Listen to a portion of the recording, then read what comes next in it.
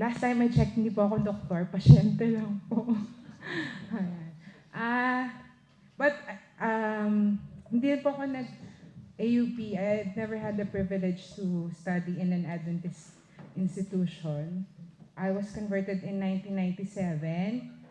Then, right before college, I graduated with a bachelor's degree in journalism from the UP Diliman. Okay. Sige po. So,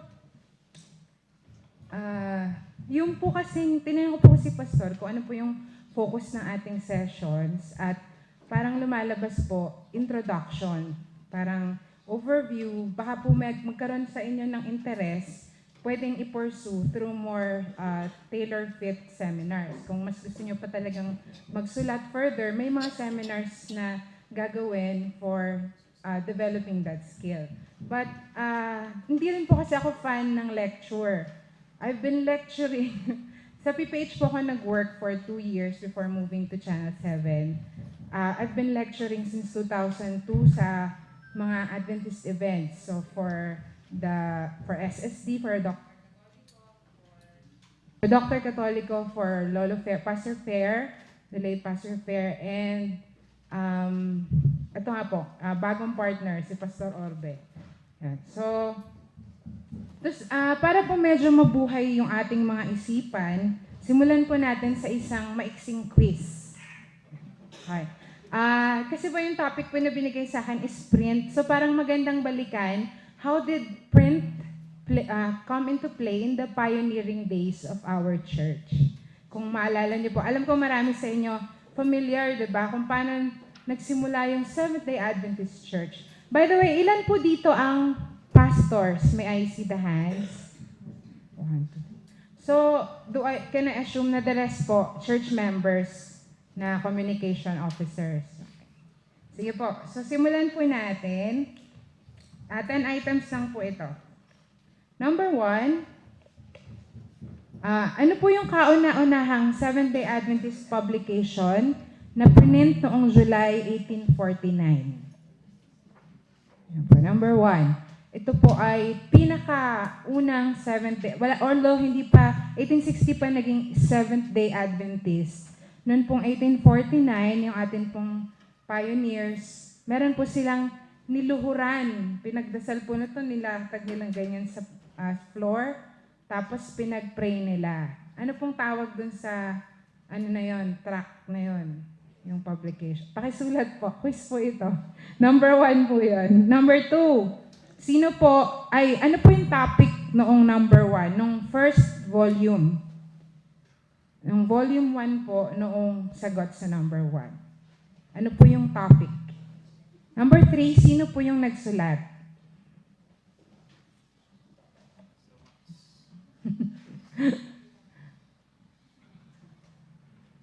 Tapos, ito po ay nakita po ni Mrs. White sa isang vision. Noong 1848 pa lang, 1849, inimprenta yung first publication na yon. Noong 1848, nagkaroon ng vision si Mrs. White kung ano yung impact ng little paper na ito. At madalas itong gamitin. Alam na alam ng mga kolportor po ito. Yung mga pastor natin nagkolportor. Number 4, ano yung nakita ni Mrs. White? Ano yung itsura ng papel na parang ano yung nangyari, ano yung itsura ng papel na umikot sa buong mundo. Ginagamit natin yun yung phrase na yun, yung 3 words siya. Diba? Ano yung in vision, nakita ni Mrs. White na ang publishing ministry will be like blank, blank, blank. Number 4 po yun. Number 5, walang tanghalian. Pag po, nag-50%, walang tanghalian. Number 5 po, ano po ang trabaho ni Elder James White? Ayan, may clue. May sagot na. Ano po ang trabaho ni Elder James White na kinailangan niyang itigil para lang ituloy ang pagsusulat noong number 1, nung papel na yon? Ano po ang trabaho or parang saan nagtatrabaho si James White, si Elder James White, na sinabi ni Mrs. White, you have to stop that and write, and God will provide. Ganun yung nangyari. So, hindi nagtrabaho si James White. So ano yung trabaho or saan nagtatrabaho si James White? Siya ba ay karpentero? Ayan. Number 6. Ito, tsambahan nila, medyo mahirap. Pero kaya ko siya tinatanong kasi gusto kong ma-emphasize. How many kilometers did Elder James walk to find a printer for his little paper?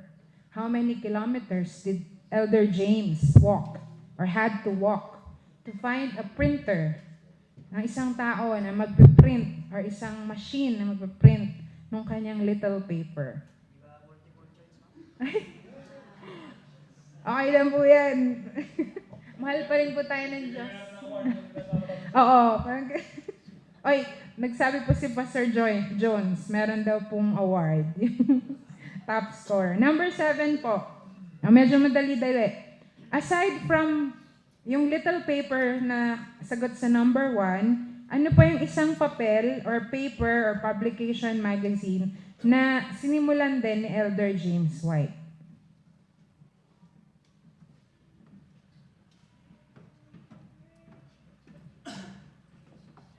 Clue, merong review doon sa pamagat. Number 8 po. Review and Herald is actually a shorter version of the full title of the magazine or paper that was the result of combining answers to number 1 and number 7. So ito po nga pong si Elder James White, nag-start siya yung little paper kanina sa number 1. Tapos later on, gumawa pa siya ng isa pang klase ng iba naman ng title na magazine. Yun yung number 7 na question. Tapos later, kinumbine niya tong dalawa para hindi na lang hiwalay, pinagsama niya. So, medyo mahaba yung naging title. So ngayon, parang doon kinuha yung Review and Herald na publishing na pangalan. And, yan. Ito pong 9 and 10, medyo, yung 10, siguro walang magkakamali. Number 9 po, how many Adventist publishing houses are there in the world now? How many Adventist publishing houses are there in the world now? Well, as of nung article po na binasa ko. Nasaan yung multiple choice? Okay, and lastly, what is the most powerful and most shoplifted printed material on earth? What is the most powerful and most shoplifted printed material on earth? Okay. Yan, dapat wala nang mali doon. Exchange papers o check na lang yung sarili. Check your own. Ayan. Number 1. The present truth. May the po. The present truth. Mali po. Sige. Sabi po ng sponsor ng prize, i-consider. Sige, check na rin po yan. Number 2, what was the subject of the first issue? Tama. Ay, actually, ano yung kasunod? Sabbath. The Sabbath. Hindi, Sabbath po. Number 3. Syempre, number 3, dapat walang mali. Sinabi ko na nga eh. James White. Yan. Trivia, ang middle name ni James White, Springer. James Springer White. Yan. Tapos yon, yung vision ni Mrs. White, ano daw po yung, how did her vision describe the impact of that little paper? So, streams of light that would go clear around the world. Diba? Yun yung, ginagasan, di ba title din yun, yung streams of light? Kasi doon galing yun, parang ini-encircle yung buong mundo ng guhit-guhit na mga liwanag. What kind of job did James White leave to focus on writing?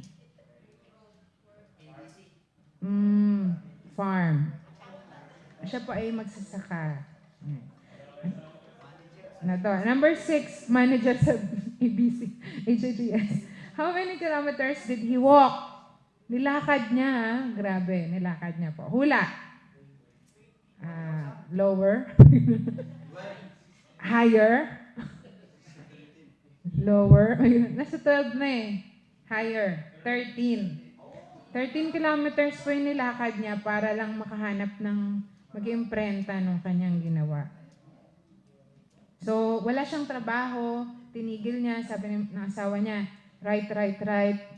Grabe po yun. Tapos, after 2 months, ang galing din po kasi yung printer, pumayag siya na, pwede ba bayaran kita pag nagkapera na ako? Pumayag siya. After 2 months, nabayaran siya. Nakatatlong issue yung The Present Truth bago siya nabayaran. Galing sa, offerings, sa donations. And then, ayun, bukod sa The Present Truth, ano po yung isa pang paper na may review ang pamagat? Ay, yung Adventist Review po, ngayon na yan. Dati, The Advent Review. The Advent Review. Ang Review and Herald naman, shortcut ng Second Advent Review and Sabbath Herald. Medyo okay lang po yan. Mahal pa rin po tayo ng Diyos. Pampagising lang po ito para lang ma-challenge tayo.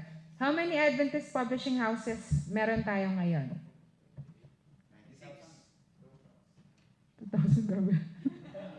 Publishing houses po, as in, kumbaga church-owned na, siguro may mga nagpiprint na maliliit. About 56 po. Sa buong mundo. Imagine, nagsimula tayo sa nagpaprint lang ng utang, na utang pa, tapos ngayon meron na tayong 56 publishing houses around the world. And we print in 300 languages. So, yun. Siyempre, number 10, ano po kaya ang pinakamakapangyarihang print material? At most shoplifted, ayon sa Guinness Book of World Records, the Holy Bible. Yan, napaka-ironic. Okay. Ano po, magtatawagan tayo ng bibigyan ng prize? Simulan natin sa 10. 9. 8. 7. May 7. Bahala po kayo po magbibigay ng prize. Yan. 7. 6. Na. 5 po. Yeah, pasal. Yan. Opo. Okay. So, palakpakan po natin yung ating mga sarili. Kukunin nyo din price na nyo. Sige po, 4 daw po. Bibigyan din ng 4. 3. Marami-rami, Pastor. Yan. Maraming salamat po. Ang purpose po ng quiz is gusto ko lang pong parang dalhin yung isip natin kung gaano po pala ka-importante yung print sa atin pong kasaysayan bilang isang iglesia. So talagang nagsimula pala yung Seventh-day Adventist Church sa paggamit ng print na mismong sila Mrs. White, diba? Si Elder James White yung nagsulat, nagpasimula by faith, tapos nagpagod sila kumalat. Ngayon, eto na tayo. And di ba tendency ng tao kapag marami, we take it for granted.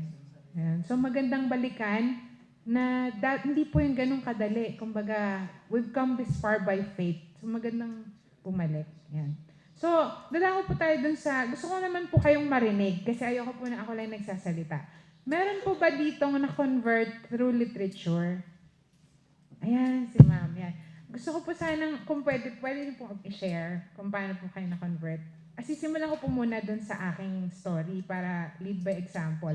I was also converted through literature. Tapos ironic siya kasi meron kaming Adventist community sa compound. If you're familiar with the Moraldes, yung mga Moralde, diba? May pagawaan sila ng biskwit, sa RBA, yun, sa Ligtong. Doon po ako, batang RBA po ako, mga magulang ko ay factory workers doon. At may community na Adventist, but I was never converted through that. Although, I went to parang vacation Bible school. Siyempre, yun yung isang kinatutuwa ko. I have positive memories of childhood dahil sa vacation Bible school, Sabbath school, ganyan. Kasi lahat kami mga bata sa compound pinapa-church, ganyan. So, pero hindi ako na-convert through that. Nung high school po ako, Sa high school po namin, na private na school, meron po akong teacher sa chemistry na Adventist, si Ma'am Bakdayan. Hindi ko po alam exactly how she's related to Pastor Bakdayan, basta nasa Bakdayan family yan.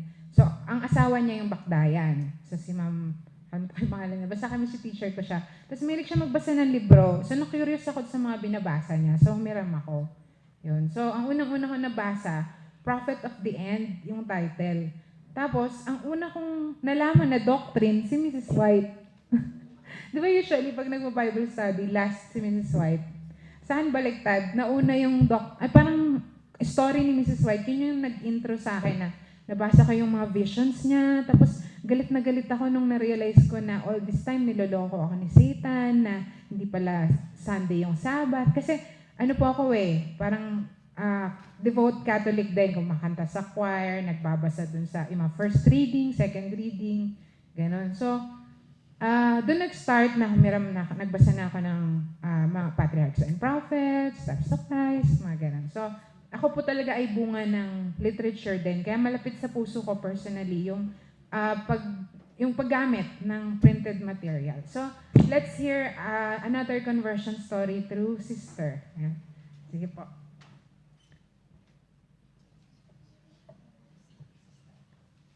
Ano pong pangalan nila? Ayan, Sister Ami Tan.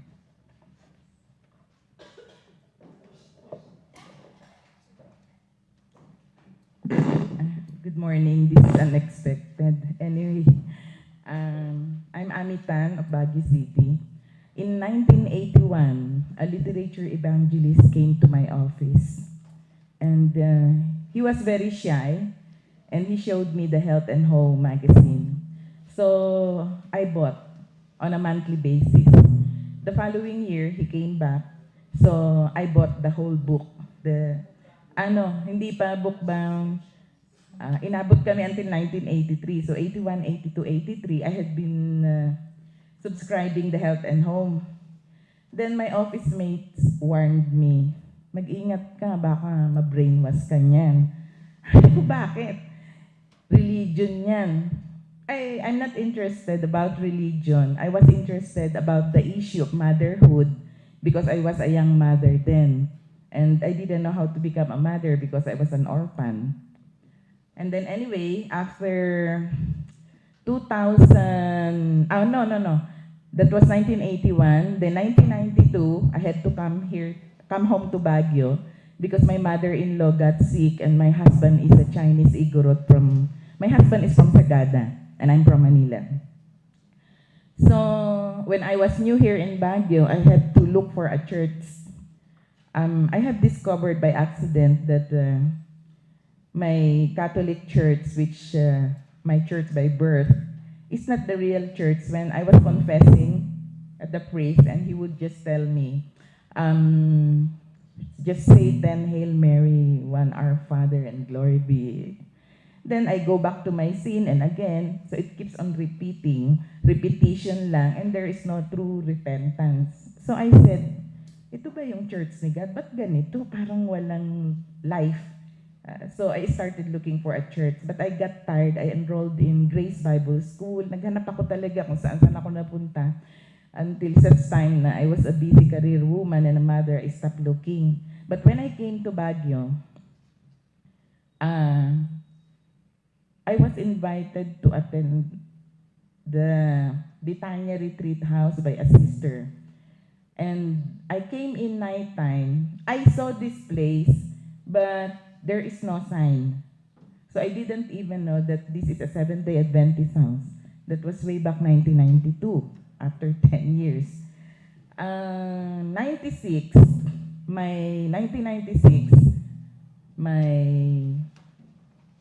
my aunt who owned the book Desire of the Ages started getting sick. She was the one who raised me.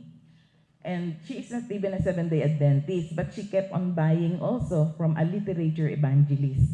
Yung mga natural remedy, marami siyang book ng Seventh-day Adventist. Hindi ko pinapansin.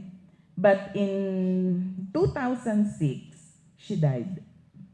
So when she died 2006, she told me na one of my apartment will be yours. But since all my cousins took good care of her, I let go. And instead, I inherited the book, Desire of Ages. Okay.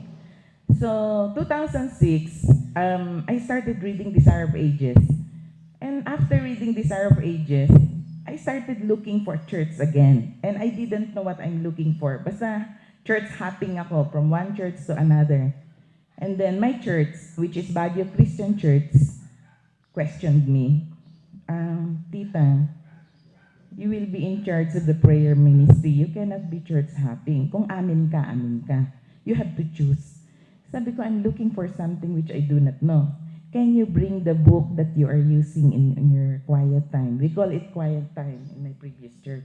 So I brought the book, the Desire of Ages book. And then we look where we can buy. We cannot find.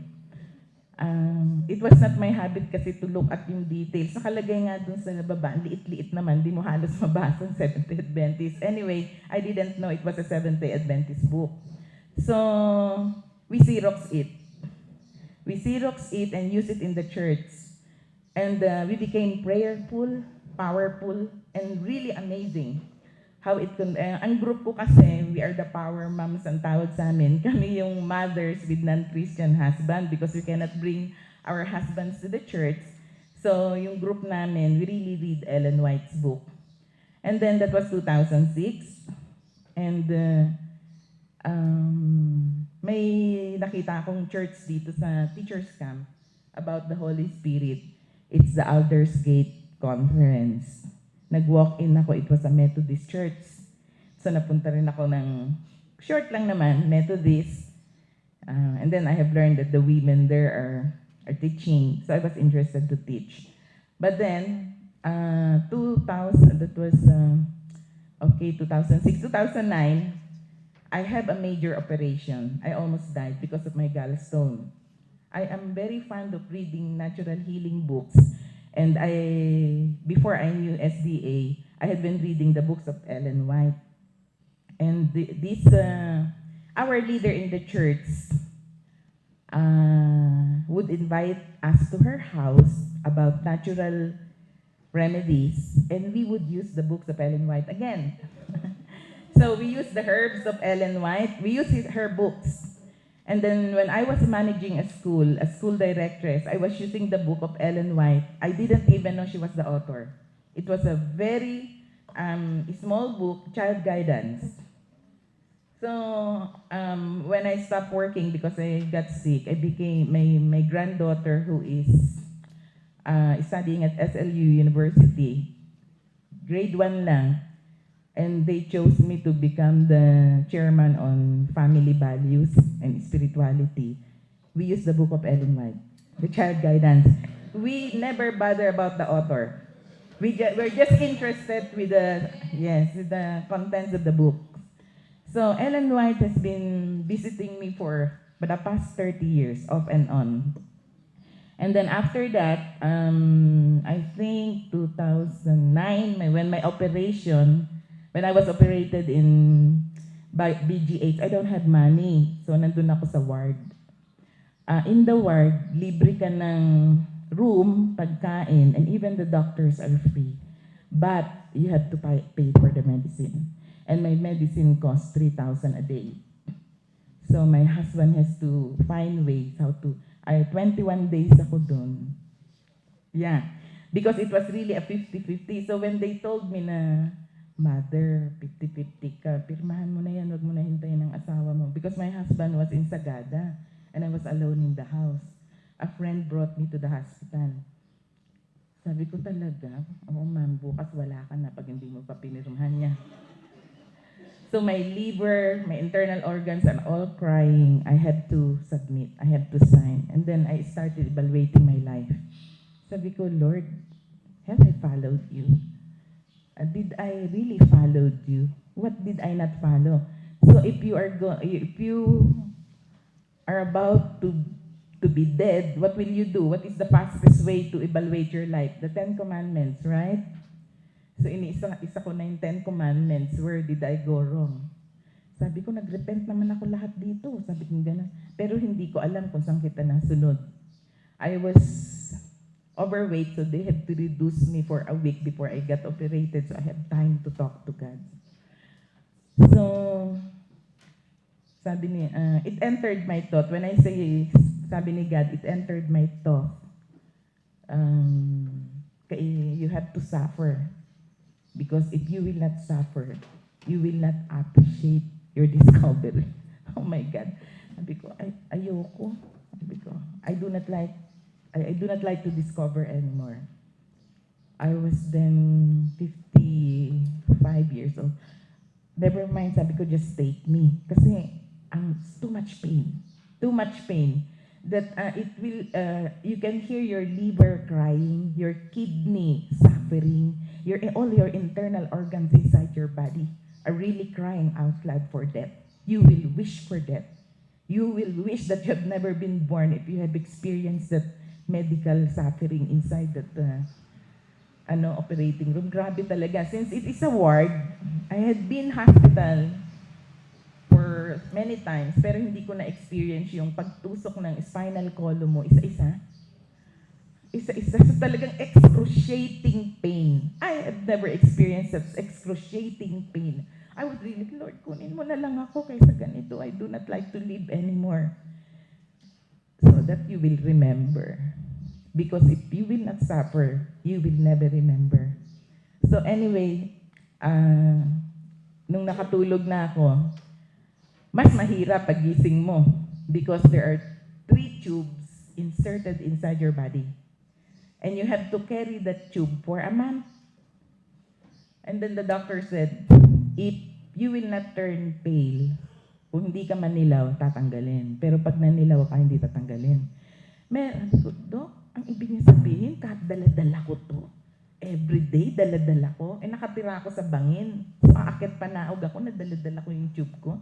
Sabi, yes, there is a easier way if you like, SLU, but you have to pay 150,000. Oh my God, sabi ko, where will I get that money? Oh, it's okay. So, I was so happy even though I was suffering when God gave me a second life kasi you will appreciate life. And then I started reading again the Desire of Ages book. And then it was August 12, and then September 13, they finally took the tubes. But in that 1 month, I was bedridden. Mahirap, lahat mahirap. So what will you do? You have to pray. You pray and forced to. You have to pray and read the books of the Bible and everything. But anyway, that was 2009. 2010, my only daughter from Manila, called me. She was crying. Ma, I'm pregnant again. At 2009 December, why are you crying? That's blessing. Kasi sabi ng doktor, pang-4 na to, baka ikamatay ko. Why? Kasi manipis na daw yung mattress ko. Kasi sunod-sunod eh. Sabi ko, anong advice ng doctor? Ituloy ko na, pero kailangan magpalaygate ako. Every year, she gave birth to San Juan de Dios Hospital. Again, a Catholic hospital. But the Catholic does not want ligation. But the doctor said, it concerns the life of my patient. So if you will not ligate her, I will bring her to other hospitals. So in short, my daughter went to sanitarium in Pasay. Yeah. Then I was called here. I was here in Baguio. I was very busy. After my recovery from that operation, people come to me for Bible studies. I was very busy having Bible studies with people. And I was really wondering why people would come. Because we're having our Tai Chi every morning at SM. Then after our Tai Chi, these are senior citizens. We would have a short Bible study and the people would just come. And, Ami, I want to study. So we would just sit in Burnham Park or any park and then we would study the Bible. So the Lord has blessed me with so many Bible studies in that year, 2010. But when the birth of my grandchild came, My daughter called, "Ma, nandito na ako sa sanitarium, luwas ka na." So I went to sanitarium hospital. When I went there, when I entered sanitarium, I thought it was a church because the picture of Jesus Christ was so big. It's life size. It's like a church. So I took good care of my daughter. And then ayaw nila gusto nila breastfeeding. Okay, but my daughter's milk is mahirap ba? Mahirap kunin. So sabi ko doon sa nurse, if you have to study the body of your patient. If the mother cannot provide milk for the baby, there should be an alternative, water. They do not want the cow's milk. So I was worried about my granddaughter kasi naging kulay blue na. They had to put her inside an incubator, inside the room. So medyo nagtaray-taray na ako dun sa nurse. Sabi ko, "I want to talk to your doctor. Who is your doctor here? I want to talk." So, "Ma'am," but they were very, very polite. In short, from the day I went to the hospital, I kept on complaining. For the food, when I went to the canteen, it was all vegetarian food, and there's no other place to eat. So sabi ko, "What kind of place is this?" Sabi kong ganon. I'm already old. This is the first time na punta ako dito. One morning, there was a guy who gave reading materials every morning to the patient. So I asked them, "What is this?" Ma'am, Seventh-day Adventist po." "What is Seventh-day Adventist? What is your doctrine? Who is the founder of your church? Why did you call your church Seventh-day Adventist?" Siguro nataranta yung bata. He just look at me like that. Ma'am, he cannot answer me. And then suddenly, a janitor came in. The janitor started cleaning the room. And then he heard that I'm asking the guy, and he cannot answer me. And then he was the one answering, "Ma'am, ang Seventh-day Adventist po, ganito, ganyan, ganyan." Really? Ikaw palang marunong, halika rito. Sabi ko ganun. Tapos sabi niya, "One of our founders is Ellen White." "Ellen White? Are you sure it's Ellen White?" Sabi, "Yes, ma'am, it's Ellen White." "To sigurado ka, Ellen White? I have been reading the book of Ellen White for so many, many years, and I didn't know it was a religion." And then he said, "Ay, ma'am, you like books? I will give you." And then he came back and gave me a book, yung The Dragon and something like that.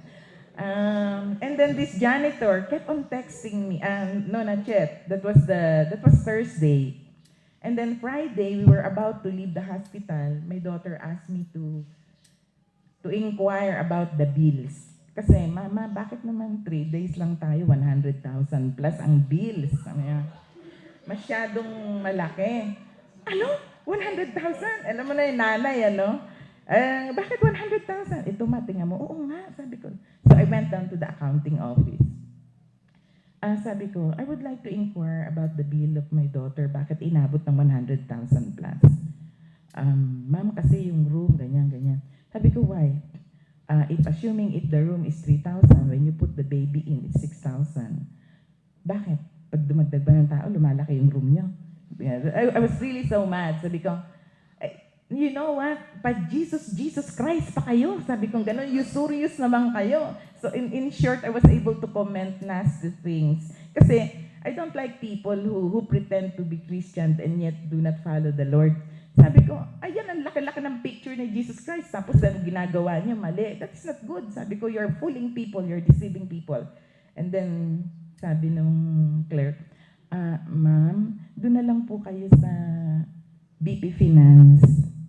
Bibigyan daw po kayo ng discount." So I went to the office of BP Finance. Pagdating ko sa office niya, walang tao, but the secretary let me in her office. And then, tinitingnan ko, sabi ko, ang daming books. I love books. Ang daming books. And then she came in. When she came in, I saw her face. She was an old woman, but her face was shining. Makikita mo yung prayerful. It shows in your face when you are prayerful. And if you're prayerful when you talk, it's powerful. Because prayers are power. Nandun din yan kay Ellen White.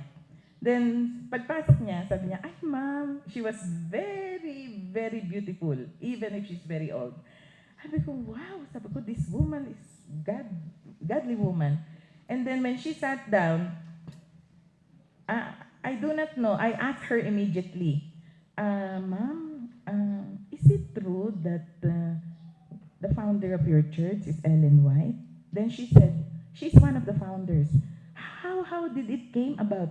And then she was the only person who could explain to me in detail how the church came about, the history of the church, how it started. I was impressed. Sabi niya, why are you asking? Before I discovered this hospital, I read the book of Ellen White, Desire of Ages, and it made me very prayerful, closer to God. And it has a deeper meaning when you seek the truth. Masatisfied ka talaga sa book. I had been reading a lot of books. I had been listening to a lot of preachers. Charles Stanley is my favorite preacher. And when you read the book of Ellen White, just so sad, nobody could deliver the way Ellen White did. As if you are in the presence of the Lord. So, nagulat siya because I was able to tell her the story about Desire of the Ages. And then she invited me to the church. And she said, can you come to the church tonight?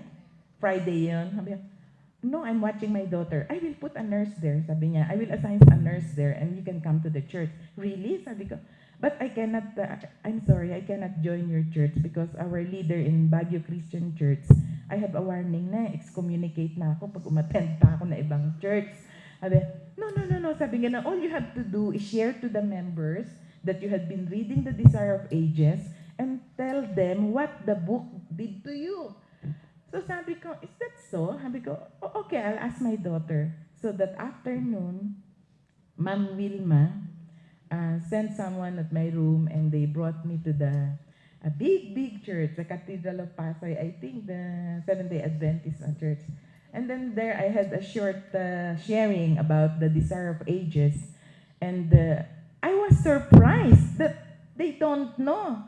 Sabi ko, what? You did not read Desire of Ages? You're a Seventh-day Adventist. You're losing a lot. Sabi ko, you better read it because you know my church, we are very poor in spirit. We do not have the gift given to Seventh-day Adventists. You should value Desire of Ages. So, I went back to Baguio. But everybody got my name and my phone number. They wanted to study the Bible with me, but nobody could. Nobody came. So, I after a month taking care of the baby, 2 months ko inalagaan, I went back to Baguio na. Nung nandito na ako sa Baguio, I went back to Bible studies with people. Iba kasi doon sa amin, one-on-one ng study sa tao. It's not like the crusade that I had here. So, this janitor, De Los Reyes, kept on texting me. Happy Sabbath, ma'am. Happy Sabbath, ma'am. Ma'am Ami, happy Sabbath, happy Sabbath. Every single Sabbath. He never failed. He kept on texting me, reminding me. Sabi ko, God, ikaw ba to? If this is not of the Lord, it will stop naturally. But came the August, September, October, November, came December, sige pa rin. So what I did, and he even instructed me to come here. Sabi niya, pumunta ka sa mga may SDA dyan, punta ka, di hinanap ko. Nagulat ako nung kaharap ng Bitanya Retreat House. But anyway, I came in and everybody was busy. Everybody has work to do. So nobody noticed me. But I talked to someone, I forgot the face. And sabi ko, I would like to inquire about your church. Ay, ma'am, you're interested? I'll get your name and phone number. It's still the same. Nobody called. So, what I did, I called up Bukaukan. Ay, ma'am, you're interested. They still get my name and my phone number, but nobody called. Sabi ko, never mind. This is not for me, I said. So, but I continued reading the Desire of the Ages, and our group became so powerful that people came to us for Bible study. So each of us has a Xerox copy of the Desire of Ages. We do not only use it for our own, but we even share it to other people. January 2011, that was this year, sabi ko, Lord, kasi sa amin, ang babae bawal mag-preach. The women, we cannot preach. So we just have to follow our leaders, the male leaders. since kami, ang group namin, kami yung married with non-Christian husband. Because if you cannot give up your smoking and your drinking, they will not really accept you. So, but my leader talked to me, sabi, tita, sabi, we will give you a slot. All the women cannot preach, but because of your prayerfulness, we will give you a slot to head the prayer ministry. I was really inspired because I love praying. So, but on that month, I saw the books given to me by Ma'am Wilma on the office every day. If it's raining in the park where we cannot have our Bible study, we go to the Lateral building. That is the office of our leader, Mrs. Didi Masadaw, the mother of Jigs. Jigs is not here. Well, anyway. Yeah, he was here earlier. The mother of Jigs, Mrs. Masadaw, is one of the leaders of our church. He is a widow, so leader namin siya sa church. So, Ami, umuulan na, dito na kayo mag-Bible study sa office, effective today. So, starting January, after my Tai Chi, I always bring my grandchildren to school. After SLU, I walk to Burnham for Tai Chi. And after my Tai Chi, we go to Lateral building for our Bible study. So, one time, I studied the Bible with 5 people. I was so tired. So super tired, as if my body and my legs are separating from each other. So I prayed. Sabi ko, Lord, give me the secrets of health. How could I prolong my strength so that I could study more people? You know, the table of Jigs and the table of her mother, there are 3 rooms in that office. Anita knows the office.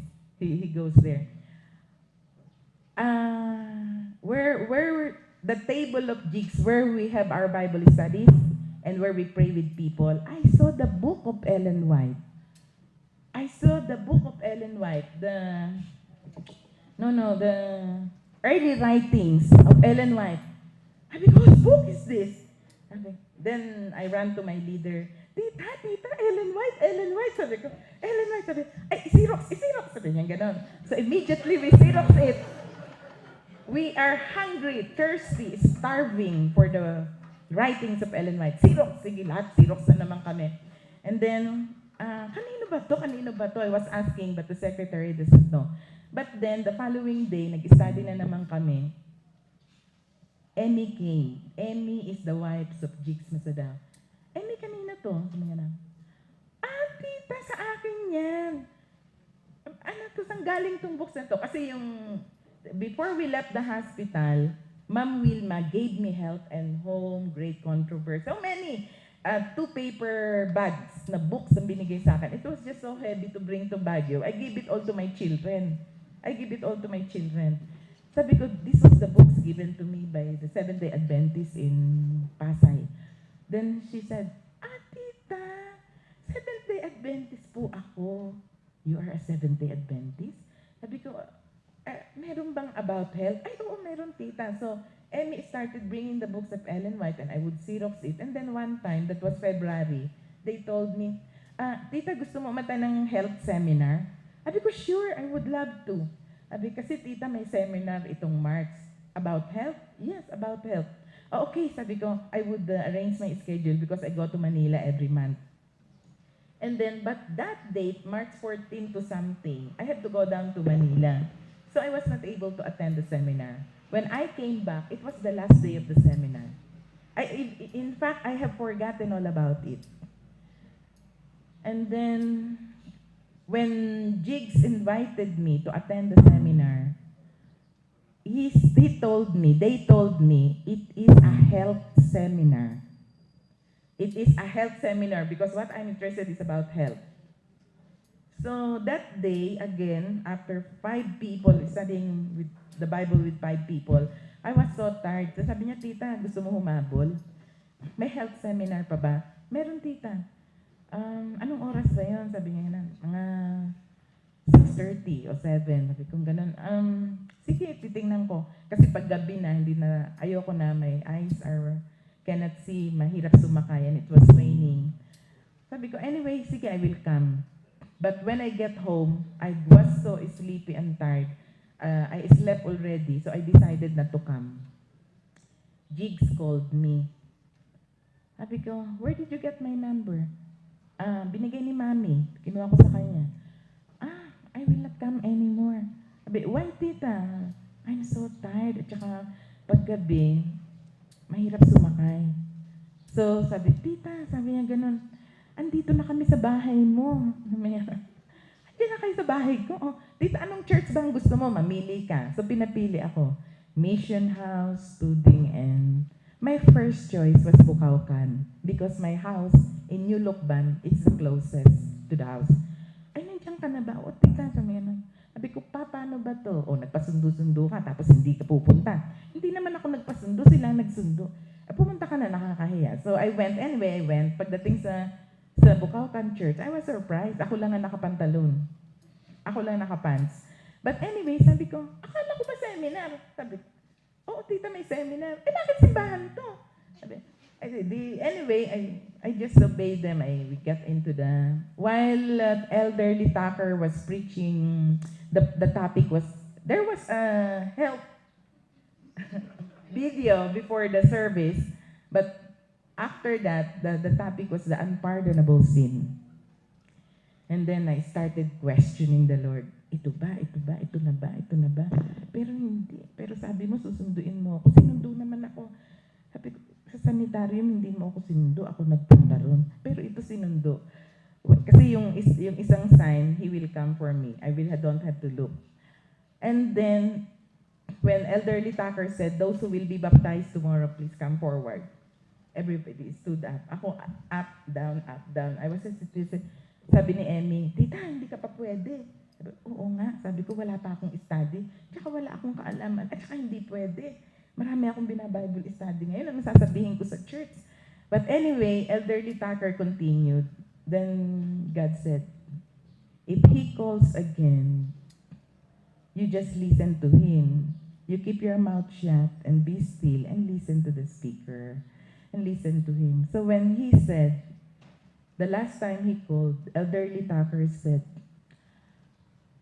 those who are planning to join this church, please come forward. I stood up and went in front and started asking questions, and Pastor Max was there. Di ba, sir? I was not supposed to be baptized kasi wala pa nga akong doctrine, wala akong alam. But Elderly Tucker said, it is up to you. We do not know you, it's up to you. Can I have 2 churches? I raised my hand and asked him, Sir, can I have 2 churches? Kasi yung isang church ko hindi ko pwedeng iwanan because of this. Sabi niya, no, sabi niya, you cannot serve 2 masters at the same time. Sabi, but I am studying the Bible with people there. You can still study the Bible with them. And I'm likely, I still have so many excuses. I have a witness, Pastor Max is here, and he was there. And then sabi niya, you pray tonight, and I will wait for you for tomorrow. Then Pastor Max was very busy. Ang dami kasing tao. But anyway, that was March 18 evening. March 9, that evening, I was crying to the Lord. Kung kailan matanda na ako, tsaka mo ako ililipat ng church. Sayang yung award ko sa Baguio Christian Church kasi 20 years na ako doon. Anniversary namin. And nabaptize ng after 20 years, 2 lang kaming naiwan. Sabi ko, ayoko lumipat. Paano ako lilipat? Lahat ng inaanak ko sa kasal nandoon. Lahat ng kaibigan ko nasa church. Ang mundo ko yung church. And here, I will start all over again. And then the Lord led me to Abraham, when God tested the faith of Abraham through his son, Isaac. Sabi ni God, hindi mo naman anak pa yan, kaibigan lang, hindi mo maiwan para sa akin. I was crying. I don't want to leave my church. I was happy. I was happy there. But the following morning, Jigs called, Tita, andito na kami, nasan ka na? Oh, andyan na ako. I doubled my pants, and then I went. And so I was baptized at Elizabeth Resort. Amen.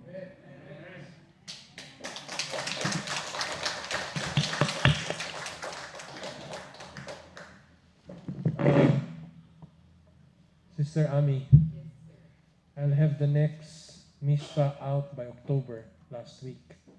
Can I have that in 420 words? 420 words.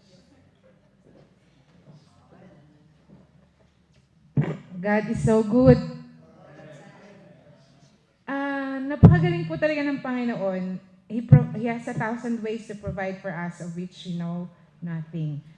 Nothing happens by accident. Lahat tong nangyari, tong sequence, plano po ito ng Panginoon. And while listening to Sister Ami, it's like listening to God. Tell His church, wake up! 30 years! Where have all the Adventists been? Parang, kaya pa challenge siya sa atin na yung ginagawa natin na communication. How do we communicate? How do we tell the people? It's like Israel is on the border of Canaan and we are encircling the desert. And we never try to pursue Canaan. Kasi parang, hindi ko alam. Siyempre siguro God has His ways, but yun yung isang realization ko na bilang Adventist, nakakahiya. Parang, gusto mong takpan yung mukha ko sa Panginoon. Kasi parang, ang daming, the harvest is, the grains are white and ready for harvest. Yun. So, related po doon yung ating next step. I'd like you to form into groups of 3. So, hanap po tayo. Siguro po sa isang group, we can have 7 to 8 members. So, tayo-tayo po muna tayo and we'll group. What we'll do is brainstorm. Sino po dito ang nakaranas ng mag-brainstorm? Storm lang? Okay, I'll teach you, it's a corporate method. Ginagawa po namin lahat. Sige po, we'll have to group into 3. Tapos, we'll come up with ideas for evangelism. 3 groups, mga 7 to 8 siguro in a group, or 10, mga ganun po. Sige, ganun na lang daw po para masaya. Parang AY, Bible game, 1, 2, 3. Sige po, brother, 1. 1, 2, 3 na lang daw po para ma-disperse din. Sige, 1, 2, 3. Ay, sabi ka ko yun, 3. 1, 2, 3. 1, 2, 3. 1, 2, 3. 1, 2, 3. 3. Brother, sa likod po. 1, 2, 3. 1, 2, 3. Ay, sorry ka, Kuya Queen. 3. Tapos, si brother po. 1, 2, 3. Tapos si brother po na naka-off-white. Ay, ekro. 1, 2. Pastor Max, 3. Tapos 1, 2, si Pastor Jones 3. Tapos 1 po kayo, Pastor. Sige po, lahat po ng 1 dito po, lahat ng 2 doon, lahat ng 3 dito. Para po galaw-galaw kasi malamig yung panahon. Okay.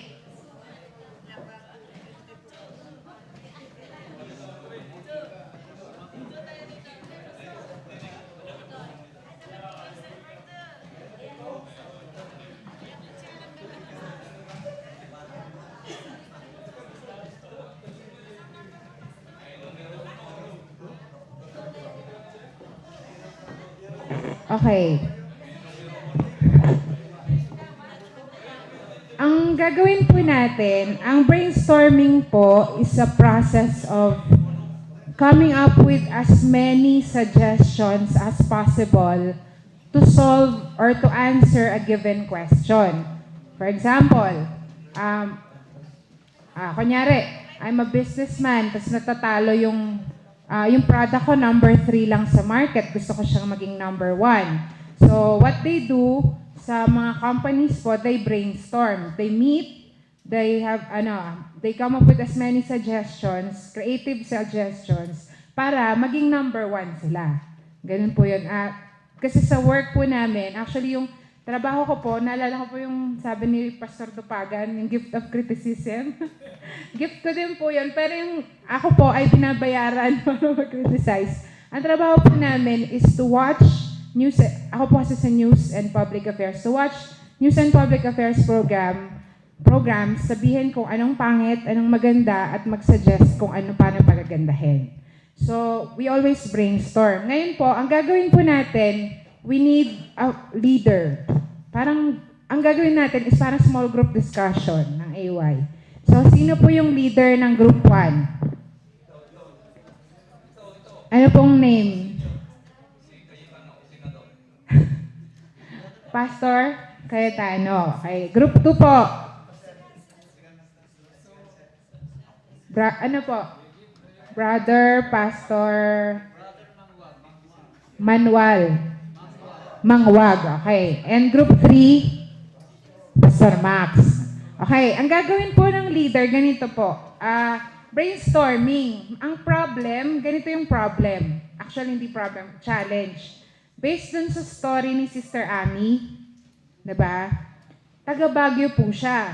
Ang dami ngayon taga Baguio. Or hindi lang taga Baguio. Isipin nyo rin po yung sa district ninyo, sa church ninyo, ang daming tao sa paligid, diba?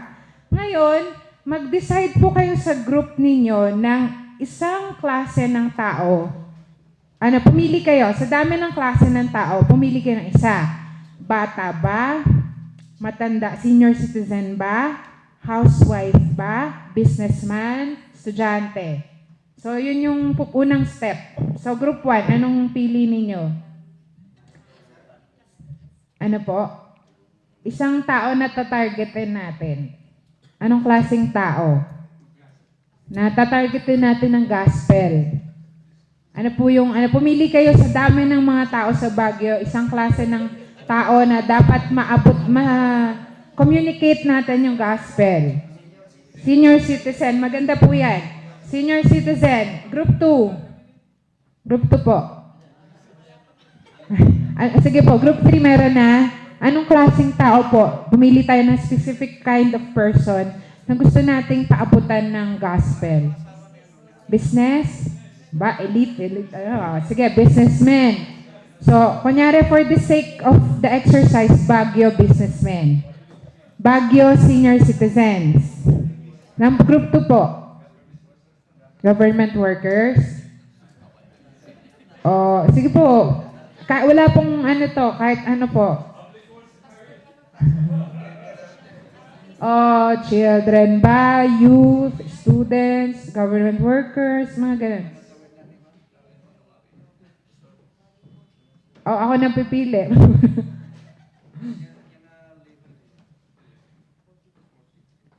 Tricycle drivers. Wala may tricycle ba sa Baguio? Gugulong, Taxi, okay. Sige, taxi drivers. Maganda to, Baguio. So, group 1, tatargetin nila ang Baguio senior citizens. Group 2, Baguio taxi drivers. Group 3, Baguio businessmen. Ganito ngayon yung ating gagawin. Write as many ways, parang mag-isip po kayo ng idea, anong klaseng material, print po tayo, print. Anong klaseng printed material kaya ang pwede kong gawin na pwede kong ipaabot dito sa target ko at mababasa niya yung katotohanan. Yun. So marami namang klase. Merong mga gumagawa ng parang personalized letter, door to door, dinideliver. Merong nagpapaskill. For example, yung sa Maynila, yung mga tricycle, may terminal yung tricycle, pwede kang mag-post doon ng bulletin. Or pwede kang gumawa ng dyaryo or magazine na pang businessman. Kayo po, mag-isip, maraming paraan. Basta, isang bagay na nakasulat sa papel, yun lang yung requirement. Poster ba? Letters ba? Mga tracts, gano'n. Kayo po yung mag-iisip. In your own paper, dun muna sa mga kanya-kanyang papel, meron po sa envelope, diba? Mag-list po kayo as many, 1, 2, 3, 4, 5, 6, mga iba't ibang klase ng papel na pwede kong, klase ng print material na pwede kong ibigay sa senior citizen. So, pwede nyo ilagay doon tungkol saan. Bawa sa senior citizen, gagawa ko ng parang tracts, pero yung pang-health, ganyan. Diba? So, gagawa ko ng health tracts. Yun, pwede yun. Number 1 yun. Tapos number 2, ano pa kaya? Yun. So, I'll give you 5 minutes each to write down your ideas. As many kinds of printed material na sa tingin ninyo babasahin noong target ninyo. Yun. Sige po. Sige, pwede niyo po i-include yung existing na. Opo. Pwede niyo i-tap. Ganon. O pwede nga bawa, placement sa dyaryo. Ganon. So, ang gagawin for 3 minutes is to write as many. So, orasan po natin siya for 3 minutes. Yun na nga muna. Write down, ano kayang printed material ang binabasa ng target audience ko? Yun lang po.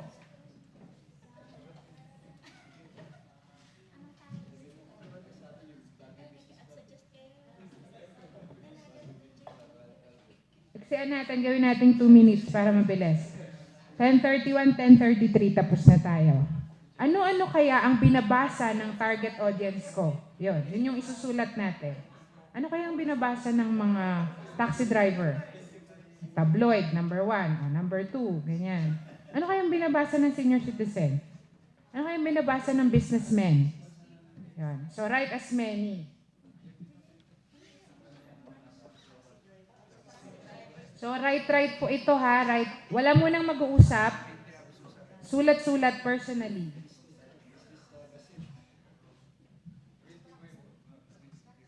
One minute na lang po.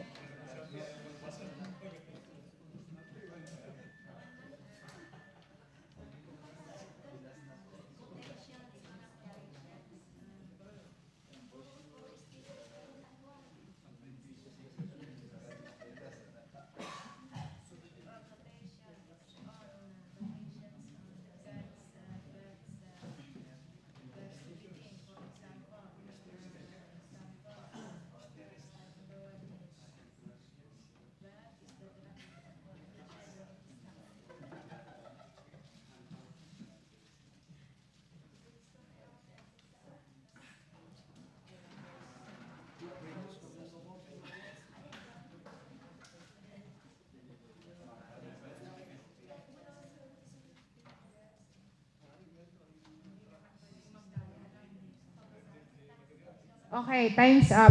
Now, share your list to your group members.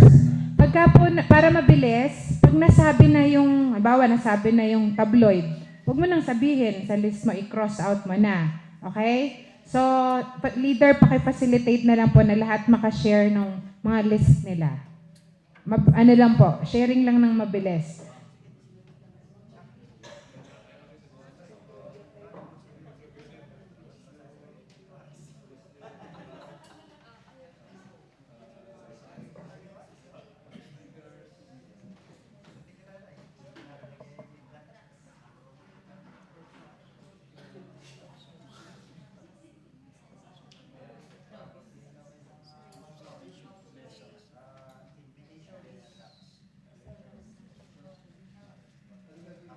Sharing po. Yung mga listahan nila, isi-share nila kung ano yung mga nilista nilang klase ng print material na binabasa ng businessmen.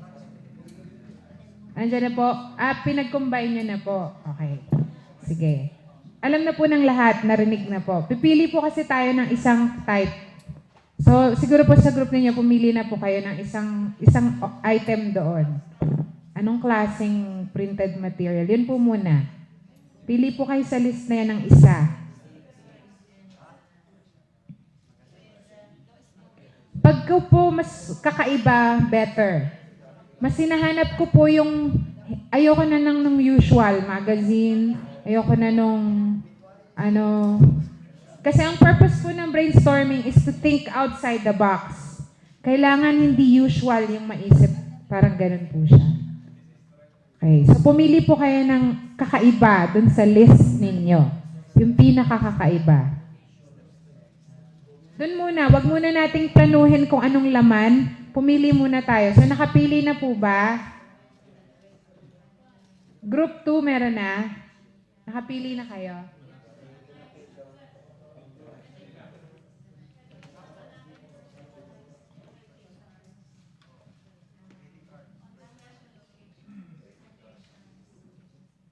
Meron na po? Okay. Pwede pong marinig kung ano po yung napili ng group 1, 2, and 3. Sino po yung meron na? May napili na po ba?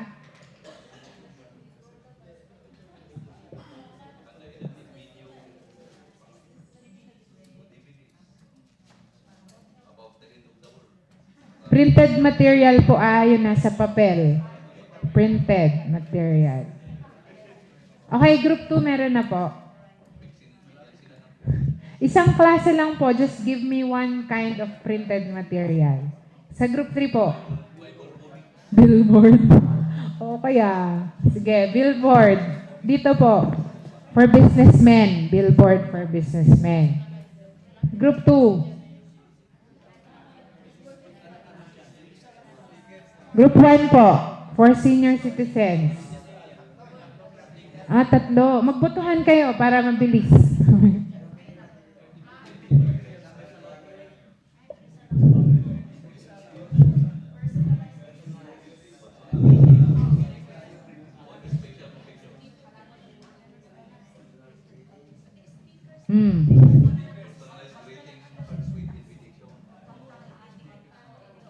Okay, yun na. Okay, meron na sila. For senior citizens, personalized greeting card with invitation. Okay, sige. Sa ano po, sa atin pong taxi drivers, ano pong napili? Stickers. Tama. Okay, so, billboard, sticker, tsaka personalized invitation. Ngayon po, ganito yung, medyo na-miss ko to yung, may rules po kasi yung brainstorming. Ang purpose po ng brainstorming is to parang let all the ideas out. Huwag niyong i-judge. Bawal magsabi na, ang pangit naman yung idea mo, kapatid. Bawal po yun. Bawal yung, ay, imposible yan eh. So, ang gagawin natin, mamaya, pag sa sharing, parang walang magsasabi na hindi posible. Lahat posible. Ganun na. Yun yung first rule. Second, encourage wild ideas. The wilder, the better. Ganun po kasi lumalabas ang creative side ng mga tao, wag nating isuppress. So, encourage wild ideas. And then, build on the ideas of others. Parang ang tawag po namin dyan, piggyback. Yung parang sumasakay sa likod. Halimbawa, may suggestion siyang ganito, pwede nga yun, tapos dagdagan nyo. Diba? Para lumaki yung idea. Tapos, stay focused on the topic. Wala muna yung ibang mga issue. Tapos, one conversation at a time. Sabi nga kanina, we have 2 open ears and 1 mouth that is often closed. Dapat closed siya. Be visual. Imaginein nyo siya kung anong itsura. Imaginein nyo na kung anong kulay, anong hugis. Ganyan. And go for quantity. As many. Kaya sabi ko po as many. As many as you can. Kasi, parang, parang kumbaga sa pangingisda, dapat malaki yung lambat mo para marami kang mahuli. So, pag suggest ka ng ideas, as many. Kasi dun lalabas yung, saka mo na tignan kung alin yung maganda. Huwag mo munang i-screen, huwag mo munang salain. And, ayun. So, basically yon. Ngayon, ang gagawin po natin, meron na tayong billboard for businessmen, meron tayong stickers for taxi drivers, and meron tayong personalized greeting card for senior citizen. Ang next na part is, ano yung laman? Okay? So, kayo naman po as a group, mag-usap-usap kayo, ano kayang mga pwedeng laman? So, mag-suggest na kayo. So, as many muna. For 2 minutes, as many. So, si leader, tatanggapin niya, isusulat niya lahat ng sasabihin. Siyempre, isa-isa lang. Kasi hindi niya maano. So, pakikinggan lahat. Pakikinig din yung members. Kasi baka merong sinabi isa, nakahawig ng idea mo, di pagsamahin nyo na. Diba? So, for 2 minutes, mabilis ka na mabilis, isipin nyo po, ano ang laman, ano ang mensahe noong inyong project. So, yung taxi driver sticker, tungkol saan? Yung billboard, tungkol saan? Diba? Tapos, yung personalized greeting card, anong okasyon? Para saan? Anong nakalagay? Ganon. Wag muna dun sa wording, wag muna. Yun munang, ano yung laman ng material. Okay, 2 minutes. Timer starts now. 10:40, so 42.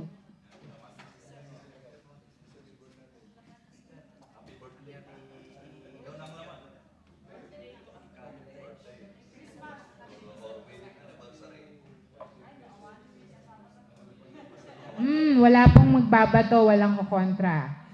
Sa amin po, kapag may stuffed toy kami, kapag may nagsuggest, tapos bigla kang sumagot, babatuhin ka ng stuffed toy. Kasi bad yun. Bad yun. Okay, so let it all out.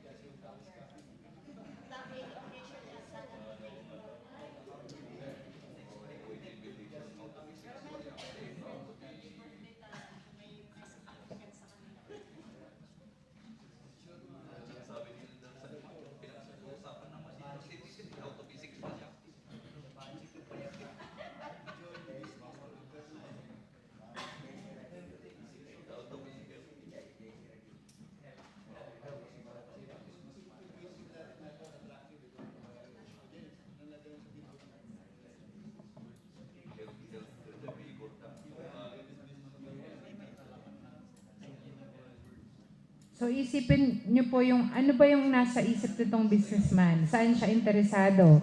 Itong taxi driver, ano bang gusto niya? Itong senior citizens group nakakatuwa maganda yung naisip nila Yung inisip nila, ano kayang pinag-uusapan ng senior citizens? So yung businessman din, ano kayang interest ng mga businessmen?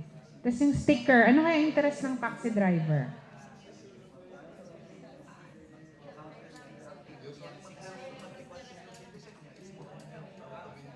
Okay. So time na. O ano na po yung napag-usapan? Or parang dun sa list, pumili na po kayo ng isa. Kasi di ba maraming suggestion? So pumili na po ng isa. Meron na po. May napili na po kayo na central message or emphasis nung... Sige, yung senior citizens, pakinggan po natin. Pastor Cayetano, ano pong napili po ninyo? Ayun. So, di ba sa senior citizen sila, tas personalized greeting card. Tas ang gusto daw nilang laman is how to stay active beyond 60. Paano po yun? Card po yun. Parang may occasion ba? May ganon. Invitation din kasi to no? Ayun, so may invitation kasi yung card.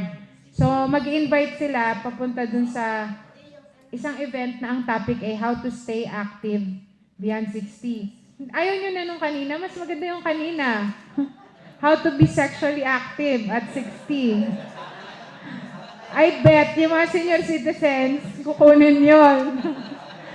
Maganda po yun kasi parang yun yung masaya, yung akala mo ganito siya, pero yung pala, meron siyang magandang, di ba po, kasi when you're healthy, di ba, pag maayos ang circulation ng blood mo, kasama yung fulfillment sa ganyang aspeto ng buhay. So, parang ganun lang yung hook mo dun sa isda, pero ang totoo, ililid mo siya sa healthy living and of course to Jesus, di ba? O yun, intimacy daw, beyond 60. Sa taxi drivers, ano pong emphasis nyo? Ayun, security and safety. Siyempre, kasi napakapanganib, no? Parang, sa Baguio, parang wala yatang driver, di marunong magdasal. Diba? Ako pasahero na, mapapadasal ka talaga Okay, yung businessmen. Parang nagbebenta ng bahay. Oo, kasi businessmen So parang pag nakita po ng businessman yung billboard na yon, ma-attract siya, ganon. Okay. May copy na rin. Ayun. So, mga kapatid, yung mga projects na to, pwede niyo siyang i-develop further. Pagbalik niyo po sa church niyo, lalo na sa church niyo, kasi kayo yung mas nakakilala nung mga tao. Ang pwede niyong gawin dyan, isipin, importante po kasi yung focus kaya pinapapili ng target audience. Yung target nyo na, kasi maraming tao. Pagka ganun, masyadong dispersed, hindi targeted. So, mas efficient yung pumili ka muna ng isang klase, tapos mo talaga siya. Intensify mo yung campaign mo sa kanya. So, pagdating nyo po sa church, parang ito yung may uuwi nyo, siguro kung if anything, pag uwi niyo po sa church niyo, mag-isip kayo kung sino kayang member ng community yung pwede niyong i-project for evangelism. Diba? Pwede niyong i-zoom in ng ganon. Tapos, pwede mo, next mo na ano kaya yung mga mag-interest niya?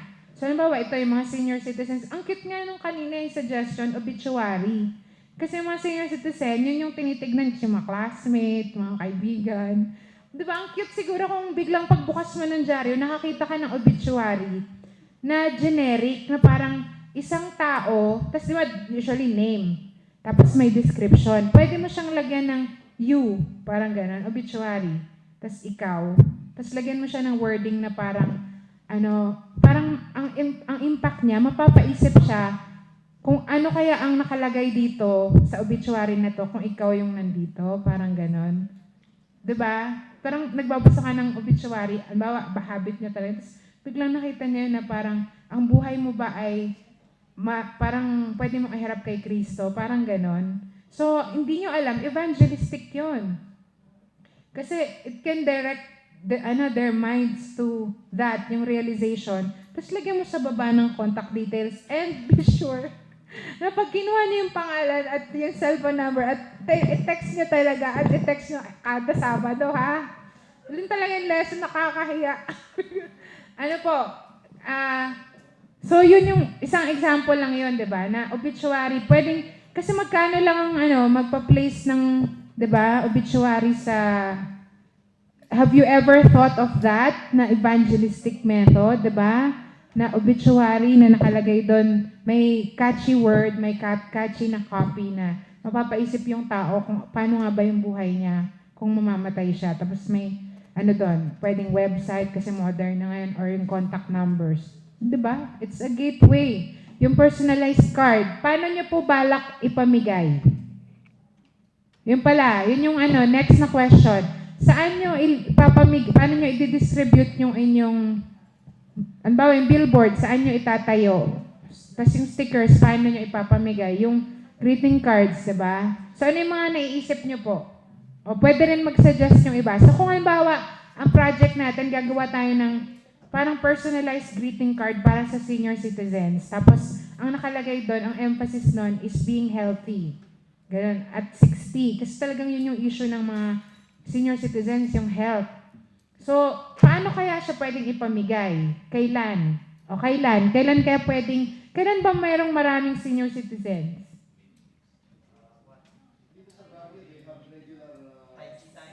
O yun. So, pumunta kayo ngayon bilang church, kung halimbawa ito yung project ng church, punta kayo ngayon dun sa ganung time, tapos dun nyo i-distribute, di ba? Tapos kausapin nyo sila, tapos personalized, alam nyo, ang malaking bagay doon yung personalized. Ibang bagay yung bigyan mo ko ng tracks, ibang bagay yung nakalagay doon pangalan ko.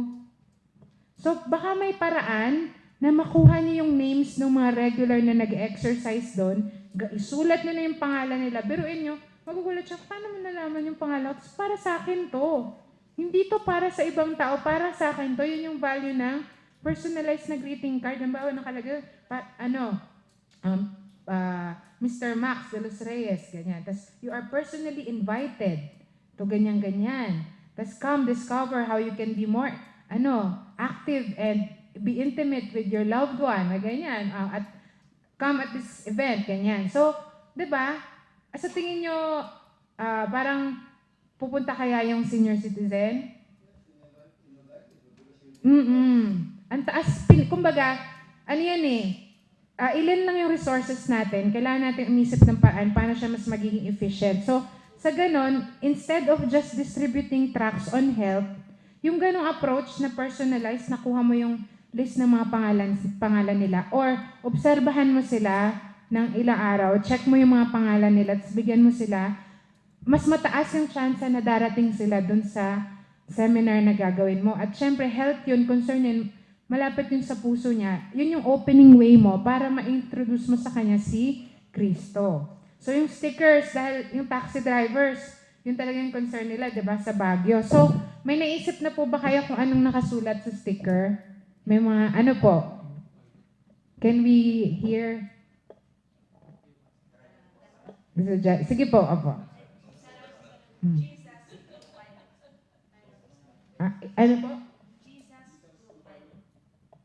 Jesus. Parang may co-pilot, parang gano'n. Okay. Ano po yung isa? God will lead the way. Opo. Ayun, mga gano'n. Tapos, ano pa ba? Inisip ko kung paano natin din, ma-attract din yung mga taxi drivers. May, parang, ano kaya, wala lang, crazy idea, na parang meron kang isang sasakyan ng church, tapos meron siyang sticker sa likod. Tapos may nakasulat na sticker na kung ano man, kasi di ba yung driver, nagda-drive, ang nakikita niya yung nasa harap. So kung halimbawa, lahat ng church members, merong sticker na may magandang nakasulat na nakaka-intriga. Yung kasi yun dapat mo yung attention niya na parang, alam mo ba kung saan ang pinaka-safe na lugar sa Baguio? Parang ganon. Kay Cristo. Parang ganon. Tapos pwede kang, may mga contact details din doon ng, kung gusto mong malaman kung saan ligtas, parang, hindi delikado, ganon, or gusto mong malaman, kung ano man, basta kung ano yung mga attractive copy, kung lahat ng church members yung sasakyan, may ganong sticker, tapos may diba? Targeted talaga siya sa driver. Hindi lang taxi driver, lahat ng driver na makabasa, ano kaya yun? Baka nga pwede bang follow me, tapos pupunta sa church, diba? Baka mabunggo. Huwag niyo naman liitan yung font. Oo, meron namang, may font na yung kita ba, yung safe, ganon. Pero you get the idea, diba? Yun. So, pwede yung gawin na practical project kung pwede nyo pong i-adapt. Sa businessman naman, sa billboard, ano pong naiisip ninyo na saan siya ilalagay? Sa highway. Sampung Marcos Highway, ganyan. Tapos ano po yung, may naisip na po ba kayong, dyan po sa group ninyo, meron na po bang naisip na kung anong nakalagay na picture? Kasi billboard picture. Tapos konting words. Meron po ba kayo naisip kung ano pong picture yung ilalagay ninyo? House, gano'n? Manny Pacquiao. Sige. Businessman. Ang businessman ba ma-attract kay Manny Pacquiao? Pwede rin. Sige. So, halimbawa nga po, yun, billboard, pwede niyong isipin, although mas malaki yung pera sa billboard, diba? Pwede yung pag-isip. Kasi businessman nga naman, so kailangan mo din tignan. So, pwede yun. Lagyan mo siya ng anggulo na parang tungkol sa pera, pagpapayaman, ganon. Yun bang mapapaisip siya at alam niya kung saan hahanapin. Yun kasi yun bawa si Sister Amin, through the books, yung books, awakened her desire. Kaso, hindi niya naman alam kung saan siya pupunta. Yun. So, maganda, pag gagawa tayo ng mga ganyan na campaign, lagyan mo rin ng, halimbawa, sabi mo, maganda yung na-attract siya. Saan naman siya pupunta? Wala naman siyang contact number. Di wala rin nangyari. So, tapos make sure na yung contact number na yun, hindi busy, gumagana, diba? Yan. So, yun lang po yung mga ilang ideas, parang possible means to get the attention of your market or yung mga tao sa paligid po natin para malaman po nila yung gospel. Yun. So, mga, lang yan, intro. So ngayon po, we'll go to writing. Ang writing po kasi, itong nilagay ko, medyo intro lang. Kasi writing is a craft. It's a skill. And ang craft, tulad po ng pagdadrive, hindi mo siya magagawa, hindi mo siya matututunan kung hindi ka uupo at kakambyo at, diba, hindi mo siya matututunan sa libro, hindi mo siya matututunan sa panunood. Naalala ko may pinapanood kaming series dati. Gusto niya natutong mag-swimming pero takot siya sa tubig, so sa sahig siya nag-swimming. Sabi niya, marunong na ako. Sabi niya, swim on the floor, hindi ganun. So yung writing po, kung talagang interesado kayong matuto sa pagsusulat, mag-practice po kayo. Ganun. So, at merong tinatawag na, narinig niyo na po ba yung 10,000 rule? Si, Anderson, yun po yung, ngayon inaral kasi po nila, sina Malcolm Gladwell, inaral nila kung bakit pa yung mga taong expert. Bakit si Tiger Woods, napakagaling sa golf. Yung golf pala, pag tinitignan mo, dali-dali. Pero pagka pala trinay mo, Hindi pala siya ganun kadali. So bakit? Bakit yun? Tapos may violinist, napakagaling. Talaga bang pinanganak lang sila na ganun? And it turns out sa pag-aaral nila, hindi po yun dahil lang doon. Kundi, ang na-discover actually nila is these experts have spent at least 10,000 hours doing that thing. At hindi lang doing, systematically progressing. Talagang, halimbawa, yung swimmer, expert swimmer, mag-spend ka ng 10,000 hours swimming, tapos ini-improve mo yung record mo, yung ganon, magiging expert ka. 10,000 hours is approximately 10 years. Tiger Woods has been playing golf at a young age. I think 7, 8, 9. Tinuruan na siya ng tatay niya. From that point until 40 mahigit na si Tiger Woods, tuloy-tuloy yun. At hindi lang tuloy-tuloy. Talagang inaaral niya. So kung kayo po gusto nyong maging expert sa pagkanta, 'di ba? So talagang papracticein niyo siya. And I bet, ang sinasabi ng study, once na umabot ka sa 10,000 hour na rule, you will be more or less an expert. Kung ano man yung napili ninyo, halimbawa sa writing, or sa pagba-Bible study, kaya po yung mga pastor na talaga naman, yung mga puti na yan ay mga corona po yan, dahil 10,000 hours of Bible studies, kahit po yan gisingin nyo sa gitna ng alam na yung teksto, alam na yung verse, 'di ba? Alam na yung direction ng tatakbuhin. So kung gusto niyo pong maging expert sa writing, gusto niyo ma-hone, you can spend a lot of hours. Sabi nga, ideal is every morning, spend 1 hour. Every day, spend at least 1 hour practicing kung ano man yung skill. So maraming klase ng article na pwedeng gawin. Actually, naisip ko dito for Pastor Orbe's sake and for the church sake. Kasi di ba tayong iglesia, may mga magazine po pala tayo. Meron tayong sa Central Zone, may Centralite. Sa MPM po, meron po ba? MISPA is union. Pero mission. Okay, so budget, missing budget. Pero sana, pag nagkaroon pagkakataon, but we have union. Meron tayong SSD, merong Adventist News Dispatch, merong Adventist News Network, may Adventist World. Nung nakaraang taon, nandito sila. Kasama ko sa seminar noon, seminar sila. Kasi gusto nilang ma-encourage tayo na sumulat, mag-share sa kanila. Mag-email ka lang sa Adventist World. They welcome stories of conversion. Yung mga ganyan yung kay Sister Amy. Tapos yung mga personal insights, realizations. Diba? So marami kayong pwedeng i-contribute. Bakit naman, ang tanong naman ngayon, bakit naman ako magsusulat? Kapatid, Sister Janet, ba't naman kailangan? Kasi po nakakatulong siya para ma-encourage. Tingnan nyo, marinig mo lang yung story ni Sister Amy, parang na-encourage ka na, diba? Makarinig ka lang ng kwento ng bawat tao, may kwento At pag yung kwento na yun, naisulat sa papel at nabasa ng maraming tao, di ba po? That's evangelism. At yung evangelism, hindi lang naman siya yung outreach, di ba? Enrich, nurturing the church. So sana po ma-encourage tayo na magsulat para sa ating mga magazine. So sa MISPA, ganyan, sa SSD, sa Adventist World, ganyan. So ano po yung mga pwede natin i-submit? So meron dyan yung news, balita. Halimbawa, merong malaking project na ginawa sa Baguio. Usually niyan, mamaya titignan natin what makes a news. So meron din diyang feature. So feature, para siyang kwento, pero parang kwentong walang bola, puro facts lang, feature. So, pwedeng tungkol sa isang tao. Halimbawa, may isang kapatid, isang tricycle driver na Adventist na nakasave ng life. Diba yung mga ganon?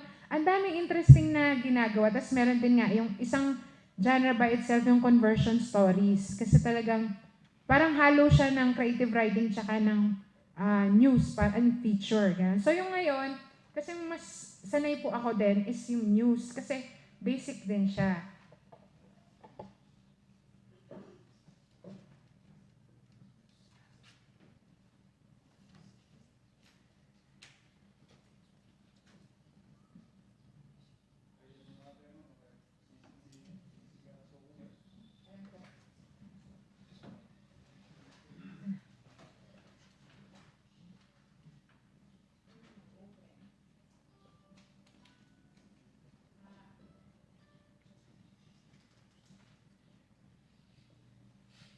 Okay, basic news writing po muna tayo. So, basically, ano po ba yung balita? Pagka po sinabing balita, ano pong pumapasok sa isip nyo? Si Mike Enriquez. Yung bang, anong nangyayari sa paligid? Diba? Pag halimbawa, nakakita ka ng kaibigan, nakita mo after a long time, diba? Uy, kumusta ka na? Basically, yung balita, sumasagot din siya dun sa kumusta na. Kumusta na ba yung parang nag-slide na garbage sa Irisan?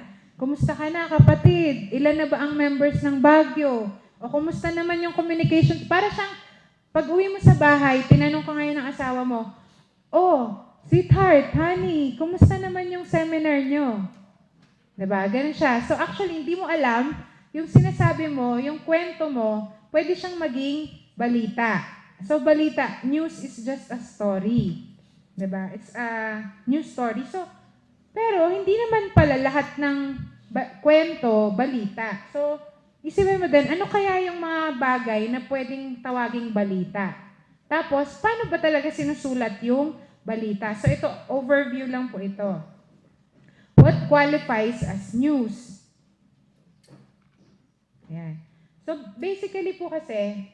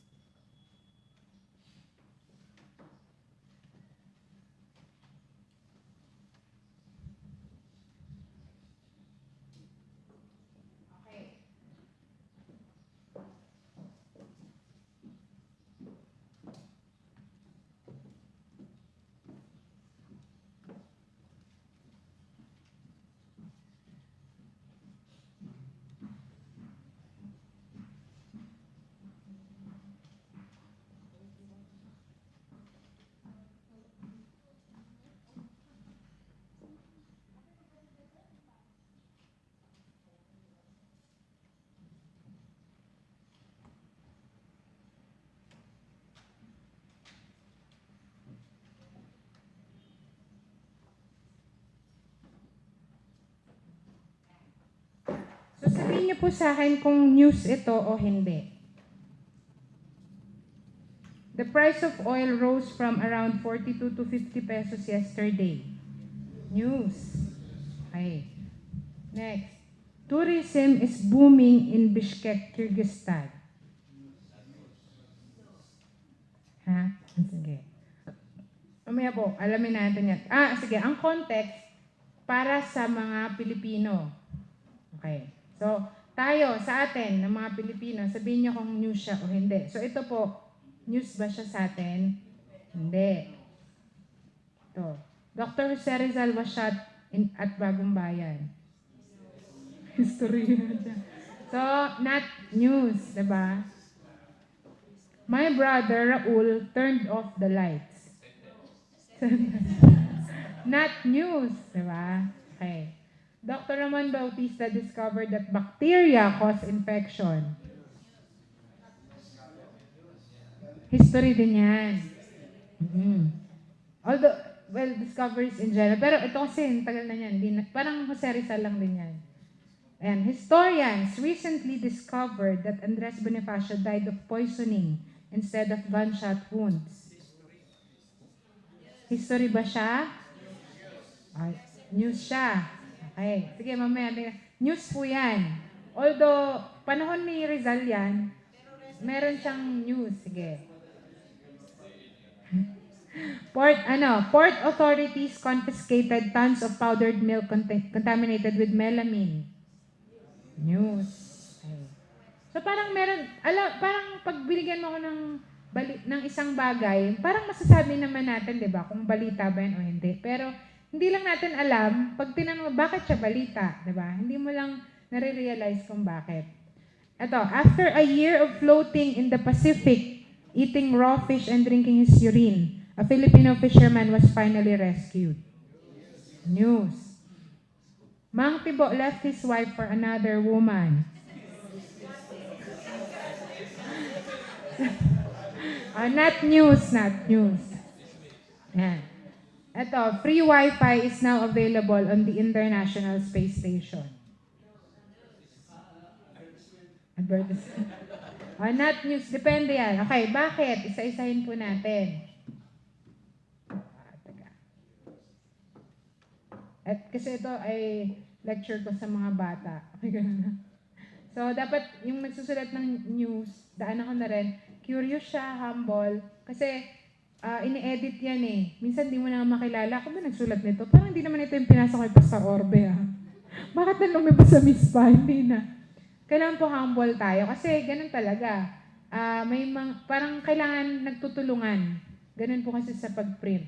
Honest, yan. Kasi hindi pwedeng imbento ang balita. Diba? Fair, kailangan patas. Kasi pag puro isang side lang yung nandun, paninira na yun. Tapos syempre, writes well. Okay, so bakit? Number 1, the price of oil rose. Ba't siya news? Sa tingin niyo po, bukod sa recent siya, yan, relevant, it affects everyone, virtually everyone. Yan, bakit hindi siya news? Where is Kyrgyzstan? Oo, hindi naman. Ang layo na yan eh. Bas wala namang kinalaman sa atin. Tapos, yan, syempre, luma na. History na nga yan. Ito, sentence.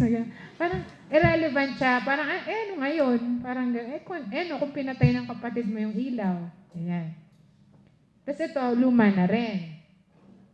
Tapos, ito, news to. Bakit? Kasi bago siya. Tungkol siya sa history. Pero may natuklasan ngayon lang natuklasan. Kunyari lang naman to, no? Fiction lang to. Pero, example lang siya. Parang, kahit na historical event na yan, pero new discovery, news pa rin yun. Malaking issue pa rin yung pagpatay ka Bonifacio. Ang gawin, hindi pa yata bati yung Aguinaldo sa Bonifacio clans. Ayan. Ito naman, bakit siya news?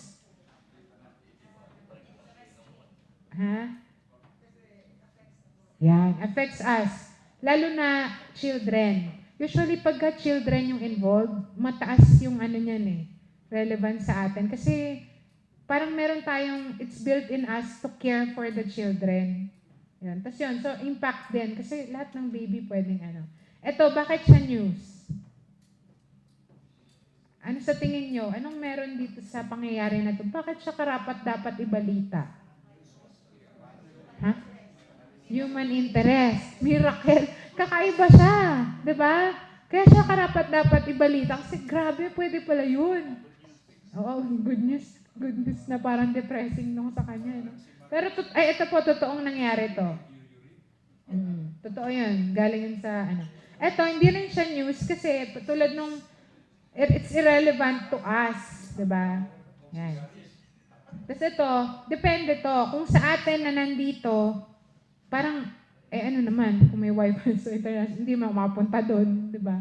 Pero kung meron siyang significant impact, na parang, hindi ko alam, siguro may discovery bigla na pwede nang gawin, tapos apektado tayo, pwede pala tayong pasabugin mula sa isang satellite dahil may link na sila, parang ganun, depende. So, ano yung element? Saan nandun na nasabi na impact? Proximity, ibig sabihin lapit.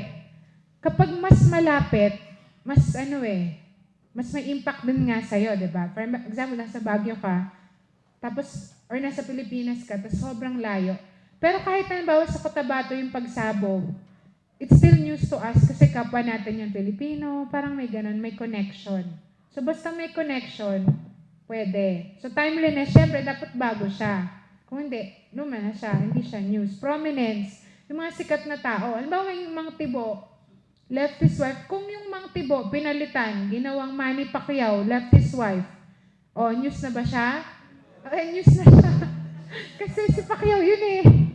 Prominent kasi na tao si Pacquiao. So may ganun eh, parang with care. Novelty, bago, kakaiba. So, halimbawa, yung Dr. Bautista discovered ganyan. Tapos biglang, may bago pala siyang discovery. May karugtong pala yung bacteria that cause infection, ganyan.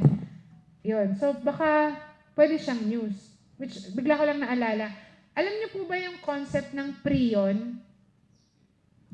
Prion, di ba usually ang notion lang natin, ang nagkukos ng infection, bacteria, virus, tapos siguro, fungal infection.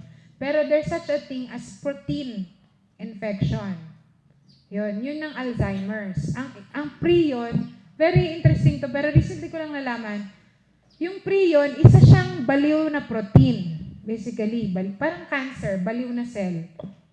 Wala na siya sa katinuan, hindi na yun yung tama niyang ginagawa. Yung prion, isa siyang baliw na protein. Pag pumasok siya sa katawan mo, hahawahan niya lahat ng protein sa tabi niya para mabaliw.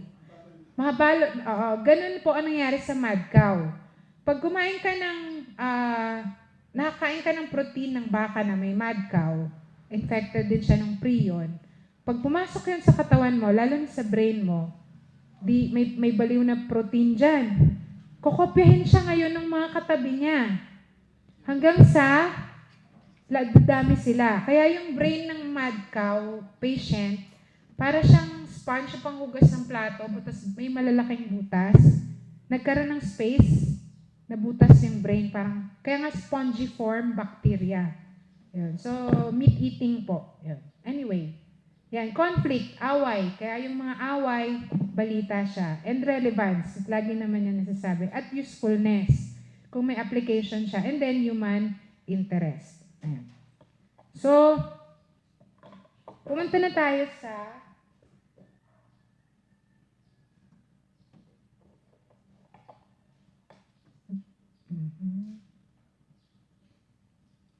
Yan. So, alam na po natin yung ano yung nagka-qualify as news. Titingnan naman natin paano sinusulat yung news. Okay? So, halimbawa po ngayon, magpapanggap tayo na reporter. So, lahat tayo, subukan natin kung paano gumawa. Sinisimulan po yan sa isang map. Ito kasi lead camp yung topic nito kaya nandyan pa. For example, ang gagawa niyo po ng news, itong event na to, itong seminar. Diba? Kunyari, gagawan mo to bigla kang inassign ni Pastor Dengay, sabihin. Sabihin ni Pastor Jones, kapatid, gumawa ka nga ng news report tungkol sa communication seminar. Ano kaya ang laman noong report? So, nandyan yung mga W, tsaka isang H. Yung who, what, where, when, why, how. So, halimbawa sa seminar na to, ano yung mga who? Sino yung participant? So, sino yung mga umattend? Sino pa? Sino yung speakers? Sino pa? Sino pa? Tama. Ano pa? Sino pa? So, kung sino man yung kumbaga sa kwento, the characters of the story. So, kailangan alamin mo yun. So, bago mo palang isulat yung news, dapat nasa likod ng isip mo itong mga tanong na to, hanapan mo ngayon lahat yan ng sagot. So, magsusulat ka. Ito yung sabi ko sa mga bata na, contrary to creative writing or writing a poem, you cannot write a new story under the tree. Parang, hindi mo siya pwedeng gawin na nakaupo ka lang sa ilalim ng puno. Ang difference ng news, hindi lang siya writing, kundi legwork.